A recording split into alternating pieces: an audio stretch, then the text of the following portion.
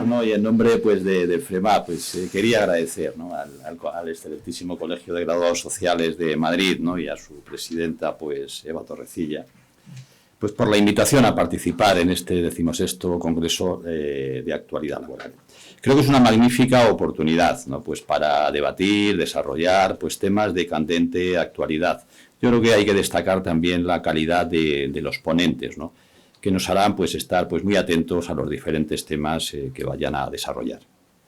Tengo a mi lado a Rodrigo Márez Ramírez, licenciado en Derecho, licenciado en Psicología por la Universidad Complutense de Madrid y desde 2009 director provincial de la Tesorería General en Madrid, ¿no? Quien será pues el encargado de desarrollar la ponencia Novedades en las cotizaciones de autónomos que entran en vigor en 2023. Como saben, el pasado 27 de julio se publicó en el BOE Real Decreto Ley 1322, ¿no? Por el que se aprobaba un nuevo sistema de cotizaciones de los profesionales autónomos que entrará en vigor el 1 de enero del 23, ¿no? Bueno, pues la reforma pivota sobre un nuevo sistema de cotizaciones que atiende a los rendimientos netos reales, ¿no? Derivados de la actividad económica empresarial y profesional, ¿no? Realizada por la persona trabajadora autónoma. La nueva reforma pues ha generado pues una serie de interrogantes y además teniendo en cuenta bueno pues que los autónomos constituyen pues uno de los colectivos más heterogéneos del mercado laboral, pues se han generado pues diferentes casuísticas, ¿no? Yo creo que estoy convencido que Rodrigo Márez, ¿no? A lo largo de su intervención pues irá desgranando las principales novedades de la legislación y nos irá aclarando pues aquellas dudas que se puedan generar. Por mi parte, nada más, agradecerles su presencia y dar paso a Rodrigo Márez. Por favor, Rodrigo, cuando quieras. Muy bien, pues muchas gracias, Juanma. Buenos días a todos y agradecer al colegio la invitación para difundir esta importantísima novedad, que a todos no nos pilló de sorpresa porque realmente yo creo que se venía anunciando desde hace mucho tiempo, pero sí en cierto modo, finalmente cuando ya se publica en el Boletín Oficial del Estado y vemos que al cabo de pocos días se modifica y demás, pues nos causó cierta extrañeza, ¿no? Porque no contábamos con que tan rápidamente fuera a aprobarse esta modificación largamente anunciada, ¿no? Bien, yo creo que la modificación que se efectúa sobre el régimen especial de trabajadores por cuenta propia de autónomos es una reforma integral que afecta a muchísimos aspectos.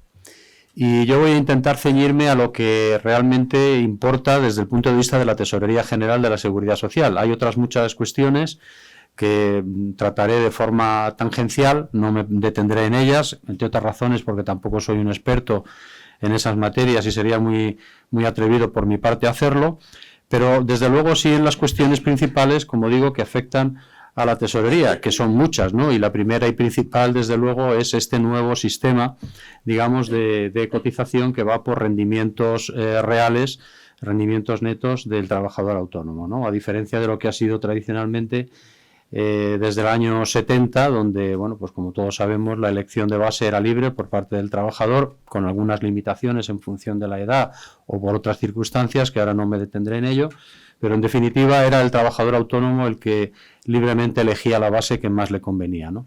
Bueno, pues todo esto viene a cambiar con la nueva legislación y esto lo vamos a intentar verlo a continuación a través de a lo largo de esta presentación que les hemos preparado.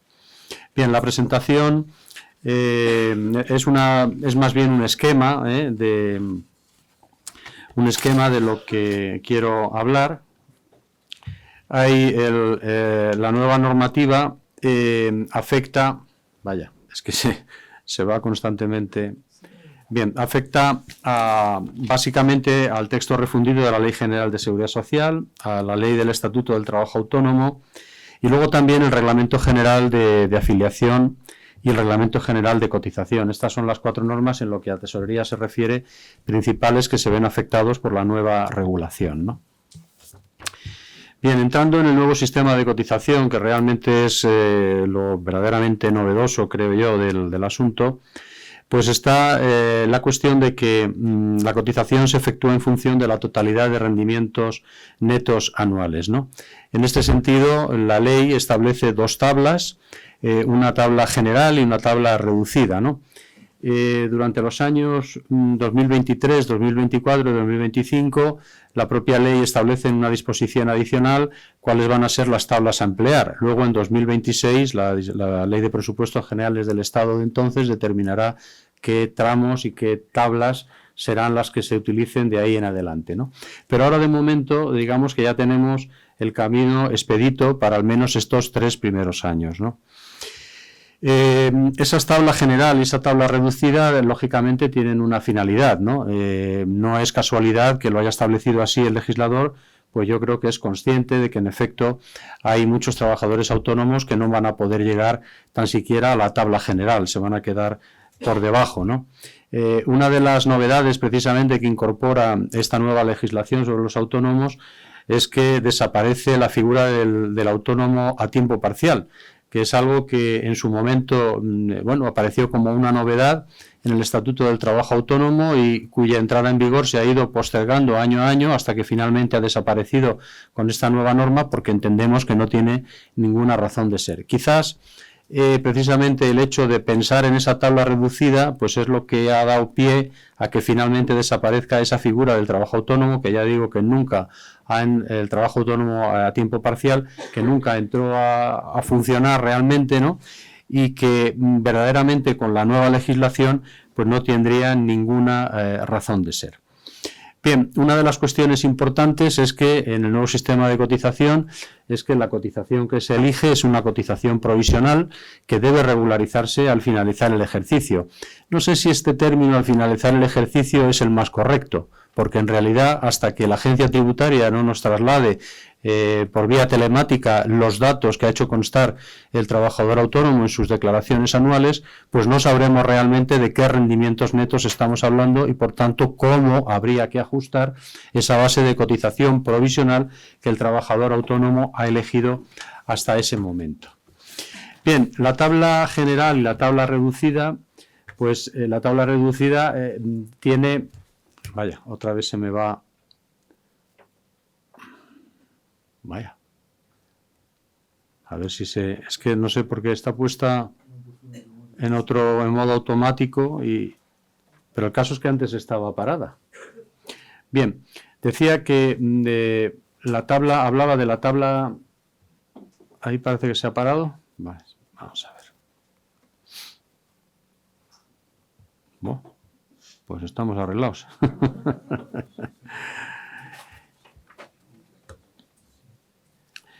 Bien, entonces decíamos que la tabla, que no les he traído aquí transcrita porque realmente está en el boletín y creo que no tiene ningún interés, pues habla de una serie de tramos y unos rendimientos netos que son a los que el trabajador, digamos, que primeramente tiene que remitirse, ¿no?, para poder hacer la elección, y luego habrá una base mínima y una base máxima para cada uno de esos tramos, ¿no? Yo creo que esto es el elemento esencial de estas tablas. Entonces, cuando el trabajador cree que no va a llegar al tramo 1 de la tabla general, pues tiene que quedarse en la tabla reducida y elegir ahí alguno de los 3 tramos que están previstos. Estas tablas, como digo, a ver si se ha quedado estabilizada.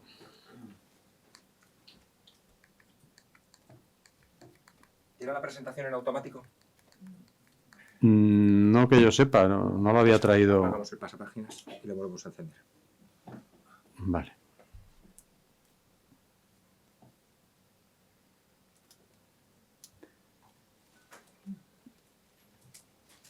Bueno, A ver ahora. Vale. si no, se lo vamos pasando en manual desde ahí.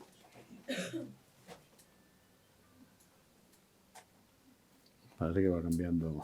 No, parece que está la presentación en automático, entonces a cualquier clic salta. Salta ya. No, pero no. pasapáginas. Ah. Pero lo pasamos nosotros desde allí. ¿Sí? Vale. Bueno, pues en ese caso, ¿y cómo voy dando? No, dice pase. Vale. Bien, entonces volvíamos. Tabla general, tabla reducida. En ambas tablas se dividirán en tramos consecutivos de importes de rendimientos netos mensuales, como decía, y a cada uno de esos tramos se asignará una base mínima mensual y una base máxima. Claro, aquí la dificultad inicial está en que el propio trabajador tiene que prever cuáles van a ser esos ingresos, ¿no?, para poder hacer una elección lo más realista posible, precisamente para evitar sustos posteriores. Esto es lo que nos sucede a los trabajadores por cuenta ajena, que si no tenemos ajustada bien las retenciones mensuales que nos van haciendo, que sería un poco el equivalente, vamos a decir así, pues luego finalmente cuando hacemos la declaración al año siguiente nos puede venir un susto de mucho cuidado, ¿no? Tener que ingresar mucho dinero de golpe, ¿no? Entonces esto imagino que obligará a que los trabajadores autónomos pues efectivamente aquilaten muy bien cuáles van a ser sus ingresos en función de su experiencia previa, o directamente aquellos que inician actividad por primera vez, pues supongo que serán prudentes e intentarán elegir tramos de los más bajos, incluso de las tablas, de la tabla reducida, ¿no? De momento, para el año 2023 se permite que los trabajadores autónomos mantengan las bases que habían elegido en este año 2022, ¿no? De manera que ese problema transitoriamente lo tenemos, vamos a decir, resuelto. Ya veremos luego más adelante cómo se van desenvolviendo las cosas, ¿no?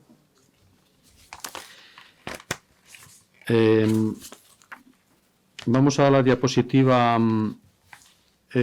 número 5, por favor. A la 5, porque estamos en la... Vale, como las van pasando ahí. Perfecto. Muy bien, entonces la elección de bases, como decía, según los ingresos previstos, esto lo tendrá que determinar el propio trabajador, pero digamos que no es una elección que quede ya definida para todo el ejercicio, sino que cabe la posibilidad, según establece la norma, de que vayan actualizando o modificando esa base, y eso pueden hacerlo hasta 6 veces al año, en función de cómo vayan resultando los ingresos, ¿no? De manera que al final, pues del ejercicio se pueda llegar a un resultado que dé lugar a una regularización, o bien a ingresar por el trabajador autónomo la diferencia, o a devolver por la tesorería lo que se haya ingresado de más, ¿no? Vamos a avanzar un poco más. Bien. En la 6, eso es. Bien, en cuanto a la base mínima, es la establecida para el tramo de rendimientos de la tabla general o reducida. La máxima también viene establecida en esta misma tabla, y luego ya con independencia de eso habrá una base máxima que podríamos llamar absoluta, siguiendo la nomenclatura del Reglamento General de Cotización, que supongo que coincidirá, aunque esto no lo dice la normativa que se acaba de publicar, coincidirá con la misma base máxima del régimen general de la Seguridad Social, que al fin y al cabo es el eje del sistema y al que todos los regímenes tienen que tender a parecerse, ¿no? Entonces, esa base máxima, digamos, absoluta, que hemos visto en los últimos ejercicios que va ampliándose año a año, pues será, digamos, la misma que exista para el régimen de autónomos. Pero, con independencia de eso, para cada tramo, pues habrá, digamos, una base mínima, una base máxima, pues como sucede con los grupos de cotización en el régimen general de la Seguridad Social. Tenemos 11 grupos, bueno, pues del 1 al 7 es la retribución mensual, del 8 en adelante, digamos, sería la retribución diaria. Bueno, pues aquí nos fijaríamos en la retribución del 1 a, digamos, el modelo es el del 1 al 7, retribución mensual. Vamos a pasar a la siguiente diapositiva. No, estamos en la 7. Eso es. Bien, la tabla reducida, como digo, tiene como efecto el permitir que el propio trabajador, si ve que no llega a la tabla general, pueda elegir unos rendimientos provisionales más bajos. Esto tiene el grave inconveniente de que, como luego tenga más rendimientos y Hacienda en el cruce nos lo diga, pues le va a tocar pagar al trabajador autónomo, digamos, mucho dinero de golpe, ¿no? Pero bueno, me imagino que en eso pues tendrá que ir previendo de manera adecuada, y sobre todo a través del mecanismo de los cambios de base, que se amplían hasta 6, como habrán visto, coincidiendo con los meses impares, la posibilidad de ir cambiando a lo largo del ejercicio, ¿no? Luego, además, hay unas determinadas peculiaridades en la elección de base para los trabajadores familiares, también para los autónomos societarios y las sociedades, los socios trabajadores de sociedades laborales, ¿no? En concreto, por ejemplo, para los familiares o para quienes ejerzan funciones de dirección y gerencia, o los socios trabajadores de sociedades laborales a los que me refería anteriormente, pues la base mensual no podría ser nunca inferior a la que determinase la Ley de Presupuestos Generales del Estado, y desde luego nunca inferior a la base mínima del grupo de cotización 7 del régimen general. Ahí tenemos ya una clara referencia, una clara vinculación con las bases de cotización del régimen general. Pero vamos, esto sería un caso, digamos, especial para este tipo de trabajadores familiares, quienes ejerzan funciones de dirección y gerencia, y los socios trabajadores de sociedades laborales. Vamos a pasar a la diapositiva 8, eso es. Entonces, bien, vamos a pasar al 9, eso es. Los cambios de base se producirían siempre en meses impares. Si observamos, sería el 1 de marzo, el 1 de mayo, el 1 de julio, el 1 de septiembre, el 1 de noviembre y el 1 de enero. Los periodos de solicitud pues están ahí recogidos en la diapositiva, serían los 2 meses naturales inmediatamente anteriores a la fecha en que vayan a surtir efectos esos cambios de base. 1 de marzo, 1 de mayo, 1 de julio, 1 de septiembre, 1 de noviembre y 1 de enero del año siguiente, ¿no? Entonces, dentro de los 2 meses anteriores, el trabajador autónomo puede, como digo, en función, según vaya chequeando los ingresos que vaya teniendo, puede efectivamente ir cambiándoles, ¿no? Vamos a pasar a la diapositiva siguiente. Entonces, la base de cotización definitiva, estamos en la 10, eso es. Se obtendrá en función de los rendimientos netos obtenidos comunicados por la correspondiente administración tributaria. Es decir, que finalmente, con lo que nos diga la Hacienda Pública, la Agencia Estatal de Administración Tributaria, o en el caso de las haciendas forales, por lo que determinen estas, nosotros determinaremos cuáles son los rendimientos netos que hay que aplicarle al trabajador. Y en ese caso, pues nosotros efectivamente le aplicaremos, digamos, un tramo concreto y ahí una base a la cual, aplicando los tipos, resultarán las cuotas que tenga que ingresar finalmente, ¿no? Hay unas peculiaridades según el régimen de tributación. Esta es una materia en la que me van a disculpar, pero yo no soy muy experto, entonces no me atrevo a hablar con mucha fluidez de ello, ¿no? Simplemente la norma distingue entre el régimen de estimación directa y el de objetiva singular o algunos otros, entonces no es algo en lo que yo me pueda extender. De cualquier manera, el papel aquí de la tesorería en este punto es más bien secundario. Nosotros simplemente nos remitimos a los rendimientos que haya facilitado la agencia tributaria y en función de ellos determinaremos cuál es el tramo aplicable. Bien es cierto que si esos rendimientos quedan comprendidos dentro del mismo tramo, aunque sean distintos a los que haya declarado el trabajador autónomo, si quedan dentro del mismo tramo no es necesario hacer ninguna regularización. Eso también lo contempla el sistema, o sea, la nueva regulación, y de alguna manera eso simplifica un poquito las cosas. No es que todos y cada uno de los trabajadores debamos estar haciendo regularizaciones, sino que exclusivamente con aquellos, digamos, cuyo rendimiento neto suponga un tramo distinto al que ha utilizado el trabajador autónomo. Luego también hay una serie de deducciones por gastos genéricos del 7% o del 3%, según los casos, ¿no? Por ejemplo, este del 3% se aplicaría, porque ahí hemos recogido la norma tal cual viene establecido, pues serían las personas, los trabajadores autónomos societarios que desarrollan funciones de dirección y gerencia y también los socios trabajadores de sociedades laborales, por ejemplo. Bien, vamos a pasar. Bien, en la diapositiva 11, entonces la base definitiva, habrá una distribución proporcional de rendimientos en el periodo a regularizar. Claro, esto es importante porque los rendimientos no tienen por qué producirse, digamos, de manera constante mes a mes. Puede ser que un trabajador autónomo tenga picos de actividad y en esos picos, pues efectivamente, obtenga mayores rendimientos. Entonces lo que hacemos es que, por así decir, prorrateamos a lo largo del ejercicio esos ingresos y eso es lo que nos dará el tramo mensual que habría que haber aplicado y cuál es la liquidación definitiva, ¿no? Aquí aclaramos lo de la regularización de la cotización, siempre que la base definitiva no esté comprendida entre la base mínima y máxima del tramo que haya cogido el trabajador. Y en ese caso, pues suponiendo que los rendimientos netos estén por debajo, pues lo que tendrá que haber es una devolución por parte de la tesorería que se realizará de oficio antes del 30 de abril del ejercicio siguiente, aquel en que la Administración Tributaria nos haya comunicado los datos. De manera que aquí, pues, en fin, digamos que hay un periodo dilatado hasta que esa devolución se produzca, ¿no? Por el contrario, si los rendimientos netos fueran superiores, pues habrá que ingresar las diferencias, una vez comunicadas por la tesorería, y el trabajador autónomo ahí pues dispondrá de los plazos que a este respecto marca el Reglamento General de Recaudación, ¿no?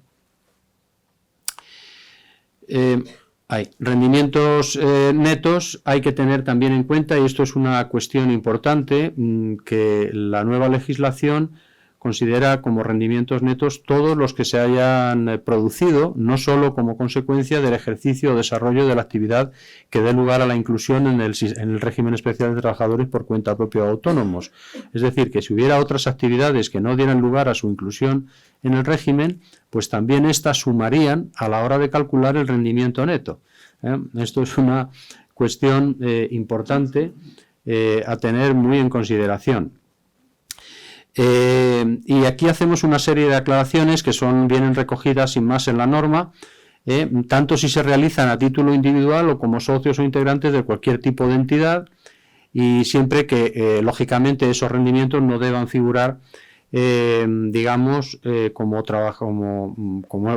como consecuencia de ellos por su trabajo por cuenta ajena. Es evidente que si una persona simultanea la actividad, está en régimen de pluriactividad, que luego veremos que hay determinadas particularidades para estos trabajadores, bueno, pues si simultanea actividad por cuenta propia y por cuenta ajena, los rendimientos que obtenga por cuenta ajena no pueden sumar a la hora de calcular los rendimientos netos. Se supone que ya han sido objeto de tributación en el IRPF correspondiente y, por supuesto, pues también habrán sido objeto de la cotización adecuada, ¿no?, por parte de empresa y trabajador. De manera que no podríamos considerarlo ahí. Pero a salvo esas cantidades, digamos que todo lo demás sí entraría, al menos según destaca la normativa, pues en el cálculo del rendimiento neto. Vamos a pasar a la siguiente.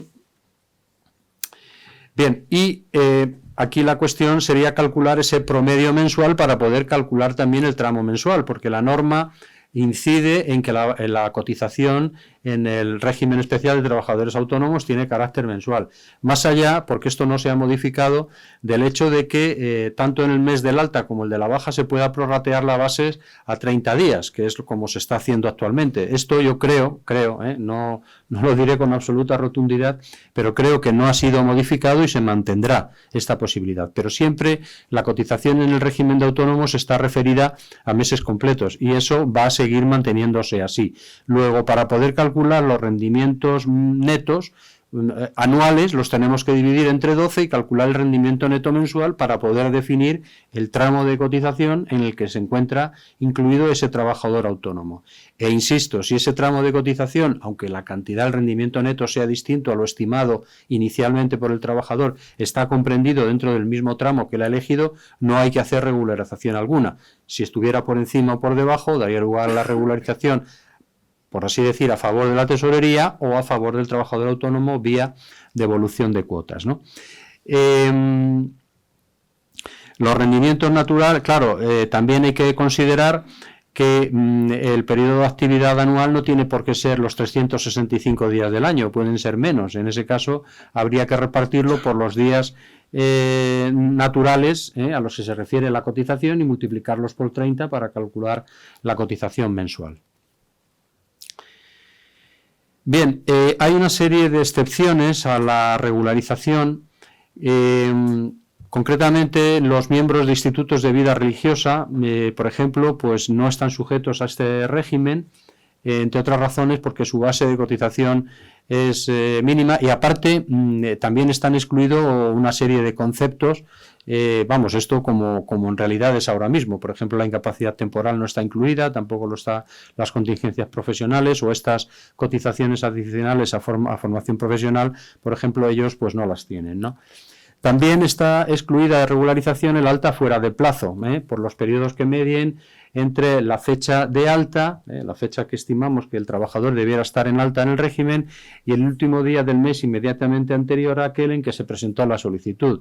Esos periodos, esos de alta fuera de plazo, no son objeto de regularización. Nosotros aplicamos directamente una base y sobre eso calcularemos las cuotas.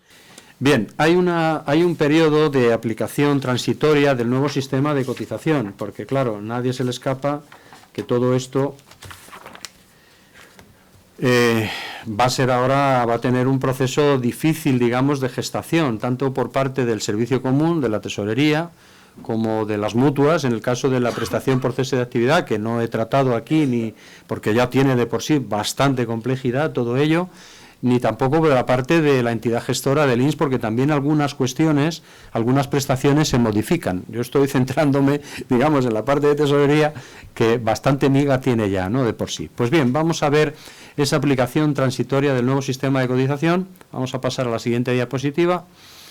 Bien, hay un plazo de 9 años durante, digamos, en el que se desplegará hasta alcanzar la plenitud, digamos, este nuevo sistema.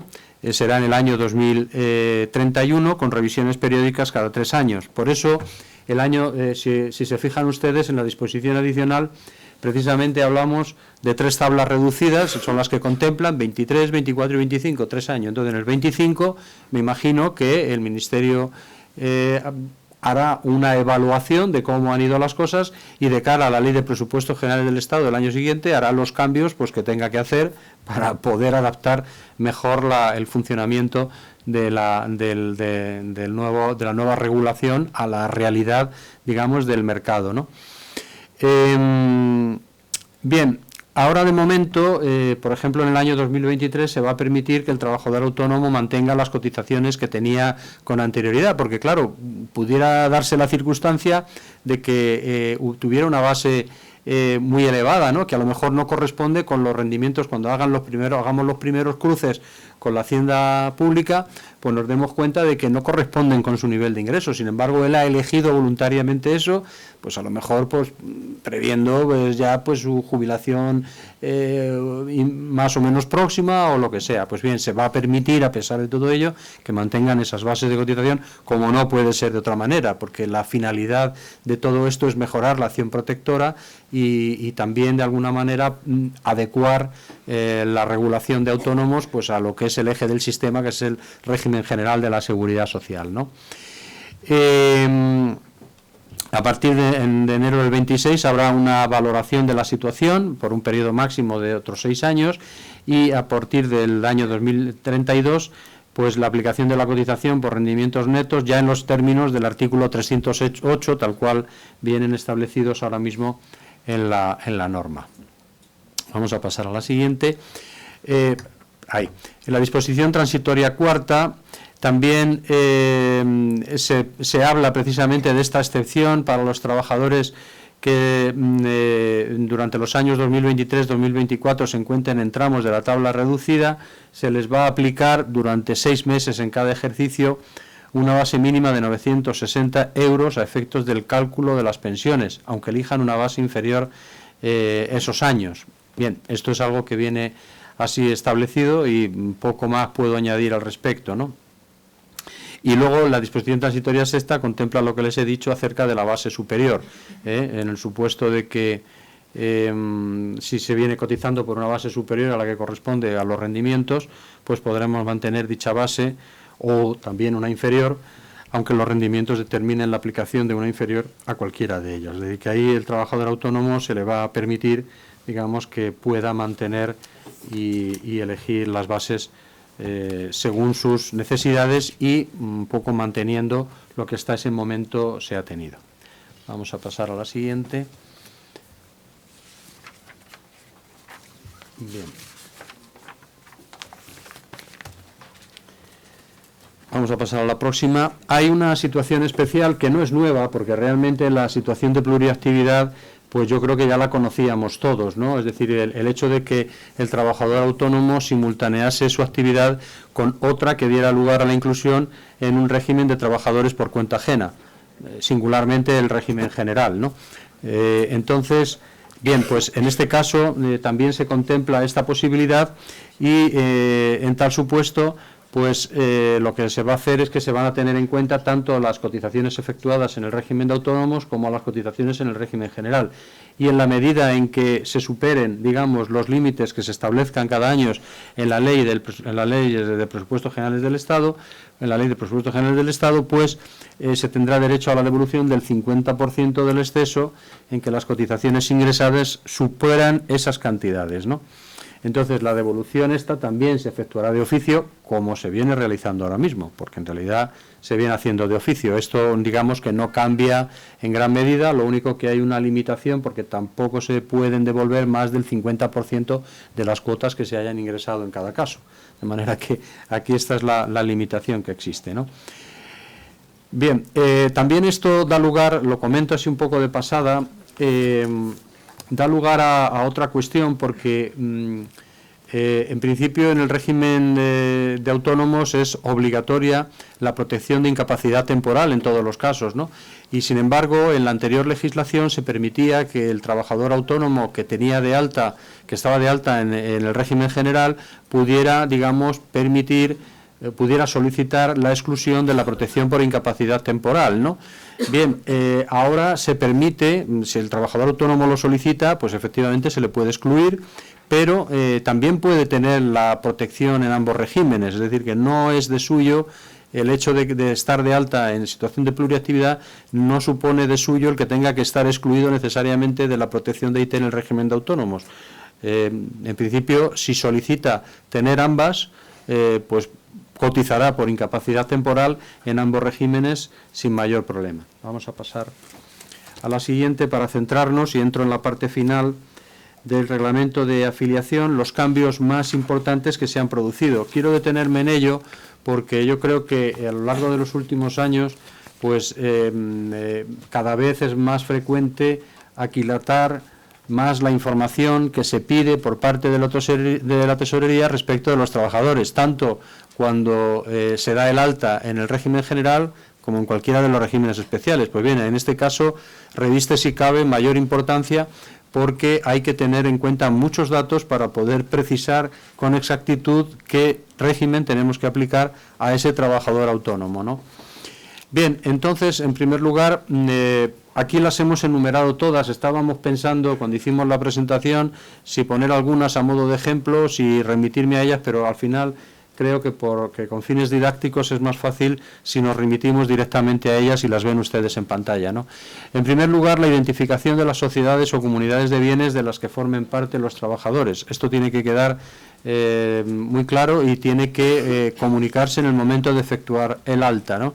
El desempeño del cargo de consejero o administrador o prestación de otros servicios para la sociedad, pues también tiene que determinarse con total claridad. El porcentaje de participación en el capital social, los familiares con los que se conviva, la identificación del cliente del que dependen los TRADES, los trabajadores autónomos económicamente dependientes. Vamos a pasar a la diapositiva. El colegio profesional en el que deben quedar incorporados, yo creo que eso también es una cuestión importante.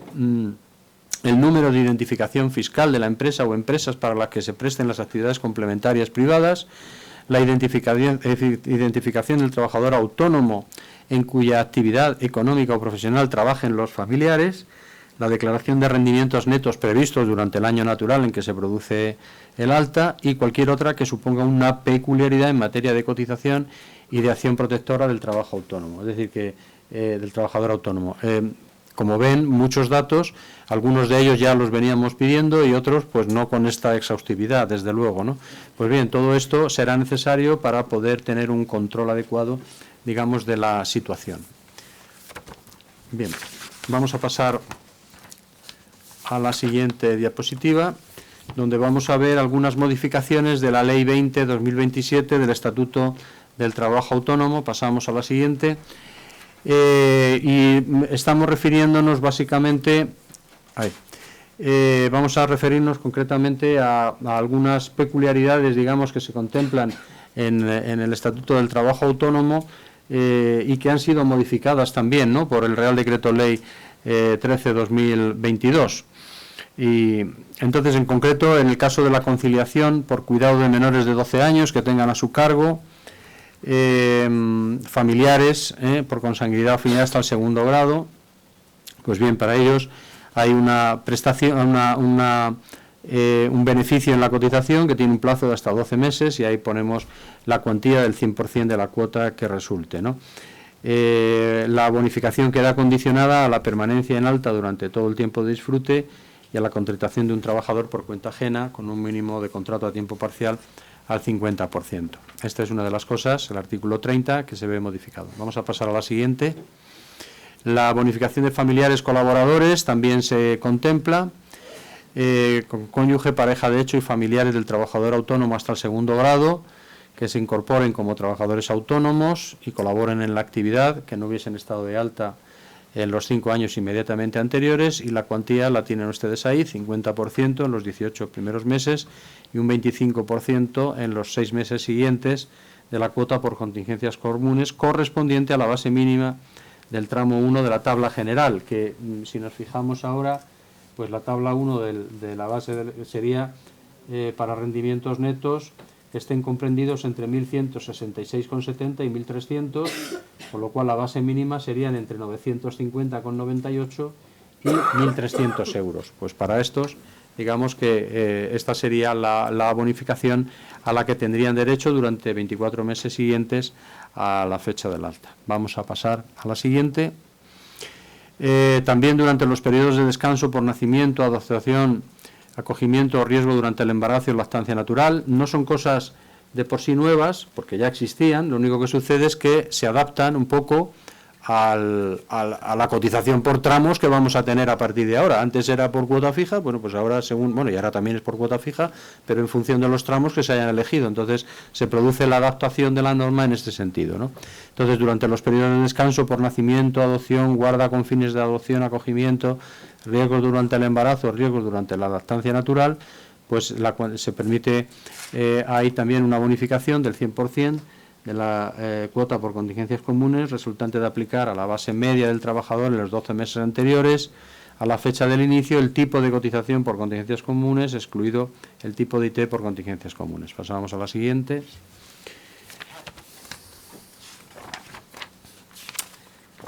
Y luego también los trabajadores autónomos que se reincorporen a la actividad, pues también hay unos, estamos hablando básicamente de mujeres beneficiarias de la bonificación, las trabajadoras autónomos, que no, estamos en la 28, la anterior. Es la diapositiva anterior, por favor, la 28. No, la anterior. Esta es la 30, la anterior. Ahí, perfecto. Las trabajadoras autónomas que, habiendo cesado por nacimiento de hijo o adopción, vuelvan a realizar una actividad en los 2 años inmediatamente siguientes. La duración será de 24 meses inmediatamente siguientes a la reincorporación y la cuantía el 80% de la cuota por contingencias comunes. Vamos a pasar a la siguiente para no extendernos demasiado. Vamos a la diapositiva 29, por favor. Ahí. También también al inicio de la actividad, no, la anterior, por favor, la 29. 29. Ahora, gracias.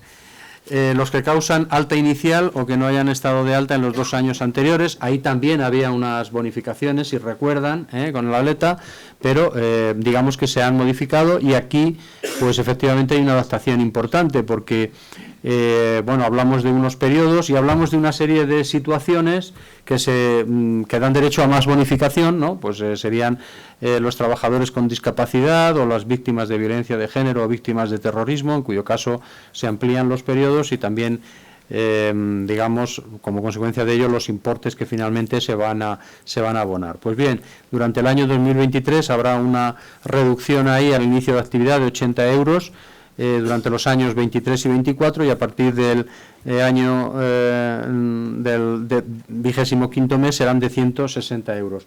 Conviene destacar que las bonificaciones que se vinieran disfrutando con anterioridad, las que ahora mismo estén en vigor y llegue el día 1 de enero y deba tener esas continuarán como hasta ahora, en un periodo transitorio. Estamos hablando de las que ya se generen a futuro, con las nuevas altas que se vayan produciendo.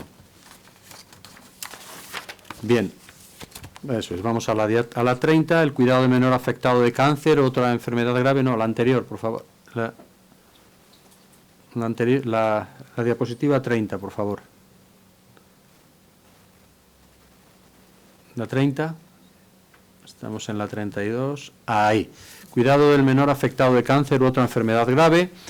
durante todo el periodo de percepción de la prestación tendrán una bonificación del 75% de la cuota por contingencias comunes, excluido el correspondiente a IT por contingencias comunes. Pues bien, esta también es otra modificación que se contempla en la nueva regulación. Bien, vamos a pasar a la siguiente. Hay otros beneficios. Pasamos a la 31. Vale. Autónomos de Ceuta y Melilla y tal. Vamos a quedarnos en la diapositiva 32, por favor. Diapositiva 32. Vale. Según la disposición transitoria tercera, ahí. Según la disposición transitoria tercera, como decía, pues los beneficios establecidos ahora mismo, los que están actualmente en vigor, seguirán aplicándose en los mismos términos a quienes fueran beneficiarios antes del 1 de enero del 23, hasta que se agoten los periodos máximos establecidos en cada caso. Esto es una cuestión también a tener presente. Vamos a ver la siguiente diapositiva. Peculiaridades no de la acción protectora, sino más bien de la cotización que se produce, vamos a pasar a la siguiente, durante esta situación, ¿no? Entonces, durante la incapacidad temporal, bueno, ya dije anteriormente que la protección es obligatoria, salvo que se tenga, en la anterior diapositiva, por favor, salvo que se tenga cubierta por actividad realizada en otro régimen de la seguridad social. También las contingencias profesionales son obligatorias y con la misma entidad gestora o colaboradora que se haya formalizado la incapacidad temporal. Eso en realidad no ha habido ninguna novedad, por así decir. Y el cese de actividad, que forma parte de la acción protectora del sistema y que también es de carácter obligatorio con carácter general, ¿no? Bueno, aquí en materia de acción protectora y con la incapacidad temporal, no sé si lo he dicho anteriormente, si no lo añado ahora. En el supuesto de que el trabajador inicie un periodo de incapacidad temporal, el periodo que se hubiera elegido para el cálculo de la base reguladora no será objeto de regularización posterior. Creo que lo dije, pero no obstante lo reitero ahora. Entonces, no será objeto de regularización. Tampoco, digamos, el tiempo que medie entre ese periodo y la fecha de inicio del hecho causante, porque en realidad aquí la ley sutilmente elige como periodo para hacer el cálculo de la base reguladora el mes anterior.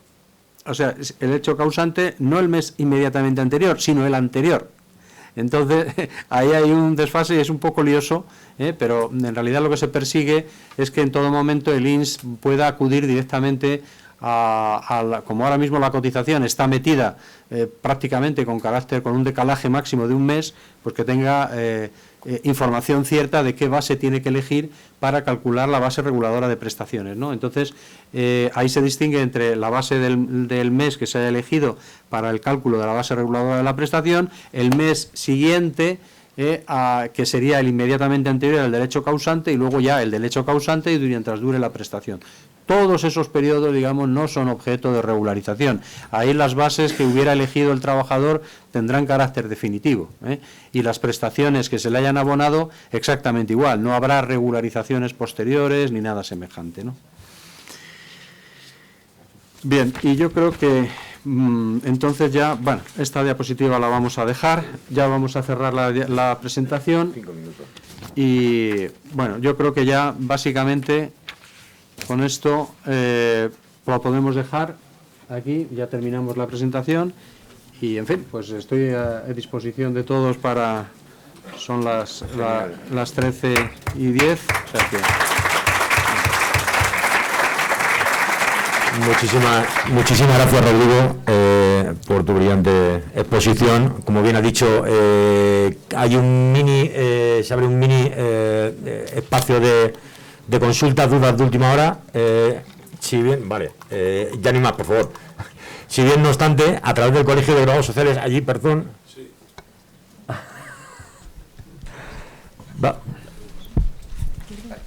¿Está encendida? Bueno, quería felicitar al ponente por su claridad expositiva y yo tengo dos dudas. La primera de ellas es en relación con la interpretación del concepto de habitualidad, ¿no? Porque en la medida en que el legislador prevé una tabla general y una tabla reducida, y que esa tabla reducida se dirige precisamente a quienes cobran por debajo del salario mínimo interprofesional. ¿En qué medida va a poder seguir sosteniéndose esa tesis de algunos tribunales de que si cobrabas por debajo del salario mínimo no había obligación de darse de alta en el RETA, ¿no? Eso por un lado. Y luego, por otro lado, la cuota depende, en definitiva, de una base que depende, a su vez, de un rendimiento, ¿no? De un rendimiento neto. El problema es que el rendimiento neto, me dice la ley que lo tengo que calcular partiendo de los ingresos, menos los gastos, más las cuotas. Con lo cual yo me enfrento aquí a una ecuación con dos incógnitas. O sea, para saber la cuota necesito saber el rendimiento neto, pero para saber el rendimiento neto necesito saber la cuota. Y personalmente no sé cómo solucionar ese problema. Gracias. Vale, muchas gracias. A ver, con respecto a la primera pregunta, es verdad que, bueno, ya desde el decreto 2530 del 70, que hablábamos del que de forma habitual, personal y directa ejerce una actividad económica a título lucrativo, con o sin trabajadores por cuenta ajena. Claro, viene la duda de la habitualidad, efectivamente, y esto es un problema gravísimo que siempre había unas presunciones, iures et de iure, incluso pues el que tiene un establecimiento abierto al público, o sea, una tienda o un comercio o lo que sea, esto es obligatoriamente, pero luego había un espacio que yo creo que además con el paso de los años pues se ha hecho todavía más difícil de rellenar esa especie de laguna, ¿no? Y efectivamente, precisamente a raíz de la modificación, de la adaptación que se produjo para los pensionistas que pudieran desarrollar la jubilación activa, pues se introdujo ahí el criterio del salario mínimo interprofesional. Pero claro, como bien saben todos ustedes, para la Tesorería General de la Seguridad Social eso nunca ha sido óbice. Es decir, nunca hemos pensado en si la actividad está por encima o por debajo del salario mínimo interprofesional, sino simplemente cuando se ejerce una actividad económica, pues hay que estar de alta en el régimen de autónomos, sin más. Esto hila también con, quizás para intentar responder a eso, es para lo que la ley del Estatuto del Trabajo Autónomo introdujo la figura del tiempo parcial en el régimen, que nunca se ha desarrollado y que aquí finalmente desaparece porque verdaderamente no tiene ninguna lógica con esta tabla general y esta tabla reducida, ¿no? El problema es que, claro, el trabajo es trabajo, ¿no? Y tiene que dar lugar a la inclusión en el sistema de seguridad social para que éste despliegue todos sus efectos. No hay otra solución posible. Entonces, digamos que en ese punto no tengo solución posible. Es decir, nosotros vamos a seguir manejando, entiendo yo, pues las informaciones que actualmente tenemos, ¿no? Básicamente, pues para los trabajadores societarios, el hecho de estar de alta en una sociedad o ser partícipe, tener los poderes de dirección y gerencia, de todo esto, etcétera. Y luego en el caso de los que no son, pues simplemente el estar de alta en el impuesto de actividades económicas, el darse de alta en el censo, etcétera. O sea que todas estas presunciones entiendo que las vamos a seguir utilizando. Luego ya la forma de cálculo del rendimiento neto, bueno, pues hay que tener presente que claro, sí efectivamente en el momento de elección de la base provisional habrá que tener en cuenta todo eso, ¿no? Es decir, lo que uno ha pagado, porque también digamos la cotización que uno haya efectuado a lo largo del ejercicio, pues habrá que tenerla en cuenta o la tendrá en cuenta la agencia tributaria para poder calcular finalmente el rendimiento neto de la actividad, supongo yo. Es decir que no tengo ahí una respuesta clara porque sinceramente no, ya dije al principio que no soy experto en esas materias, ¿no? Pero claro, de alguna manera el peso recae en el propio trabajador autónomo, es él el que tiene que aquilatar muy bien cuáles van a ser sus rendimientos durante el ejercicio para elegir una base provisional que a ser posible no se quede ni muy corta ni muy larga de lo que finalmente será el rendimiento que estipule la agencia tributaria, ¿no? Es que no puedo decirle otra cosa, ¿no? Compañero. Sí, bueno, en primer lugar, darte las gracias, Rodrigo, por tu exposición en esta legislación tan cambiante que trae tanto trabajo para unos y para otros, todos, ¿no? para todos, ciertamente. Y en segundo lugar, decirte la pregunta que quería hacerte relacionada con la limitación de la libertad de base de los autónomos a partir de determinada edad. Ya. Esa limitación del que esté ahora cotizando por razón de edad, con la base limitada, si tiene ingresos superiores, ¿será su base superior? Sí, claro. Será o sea, que desaparece la limitación claro, con la reforma. En pura lógica tiene que ser así. O sea, es decir, lo que hace de alguna manera el sistema es defenderse. Siempre en el sistema de seguridad social ha dado mucho temor, digamos, lo que es el concepto de compra de pensiones, ¿no? Que en el último momento alguien intente aprovecharse de las bondades del sistema y efectúe una cotización por el simple hecho de granjearse una prestación, una pensión de jubilación en un tiempo más o menos breve, ¿no? Bien, eso siempre ha sido un problema. Entonces lo que se pretendía con esto era que nadie incrementase artificialmente, digamos, la base de cotización pensando en una jubilación ya más o menos próxima, ¿no? Y de ahí que se limitase a cada vez en periodos más dilatados, ¿no? Llegando hasta incluso los 49 años, teniendo en cuenta que la pensión de jubilación no se causa, vamos, ahora con el derecho transitorio puede ser todavía con los 65, pero dentro de nada será ya con los 67, ¿no? En el 2027. Entonces, bueno, todas estas circunstancias yo creo que efectivamente no tienen razón de ser. Cuando hay un rendimiento neto por encima de todo eso, pues lo que surge es la automaticidad de la propia ley, que establece que tú tienes que elegir el tramo correspondiente, y la Seguridad Social lo que te va a aplicar, te va a decir, oiga, usted ha tenido que cotizar o había tenido que ingresar con arreglo a tal base de cotización. Entonces, esas previsiones, digamos que habrá que actualizarlas, sí.